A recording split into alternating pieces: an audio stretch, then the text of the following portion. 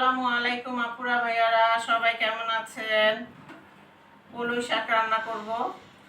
এই যে আপুরা ভাইয়ারা কোটা বাছা করে নিছি, রসুন কুচি, শুকনা মরিচ, তারপর কিছু আদা কুচি, কাঁচামরিচ, পেঁয়াজ।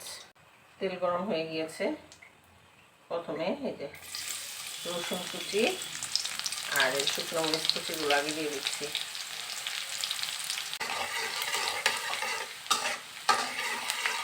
রসুন কুচি লাল লাল হয়ে গিয়েছে।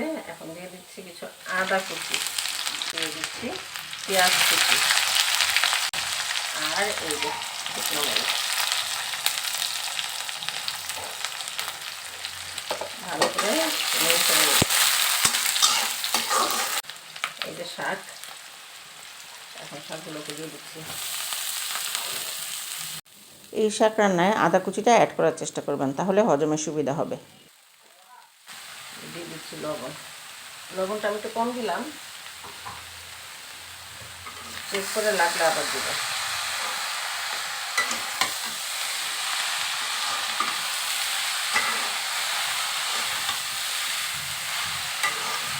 এই শাক সিদ্ধ হতে বেশি সময় নেয় না। কতগুলো শাক মনে হচ্ছিল না, একেবারে অল্প হয়ে যাবে। দেখেন আপুরা ভাইয়ারা, এই শাকটা ঢেকে রান্না করা যাবে না আপুরা ভাইয়ারা। ঢেকে রান্না করলে কিন্তু শাকের কালারটা একেবারে নষ্ট হয়ে যাবে। বারবার নেড়ে ছেড়ে দিয়ে 5-7 মিনিট রান্না করে নিলে কিন্তু শাকটা রেডি খাওয়ার জন্য। ঘ্রাণে পেট ভরে যাচ্ছে আপুরা ভাইয়ারা, এত মানে প্রিয় এই শাকটা। আমাদের ফ্যামিলির সবাই ভাতের চেয়ে বেশি এই শাকটা খায়, খুব পছন্দ করি সবাই, ছোট থেকে বড়। আমার ছেলে মেয়ে, আমার বর, আমি খুব পছন্দ করি। শাকটা কিন্তু ভাজি হয়ে গিয়েছে, দেখুন আপুরা ভাইয়েরা, এই যে পানি একটুও নেই, তার মানে শাকটা রান্না কমপ্লিট।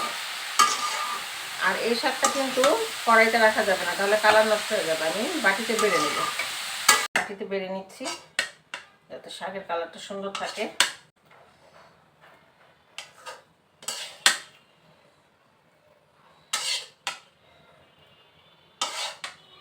গরম ভাতের সাথে এবং সকালবেলা যে রাতের যে বাসি ভাত থাকে না, ওই ভাত দিয়ে সকালবেলা এই শাক দিয়ে খেতে কিন্তু অনেক ভালো লাগে।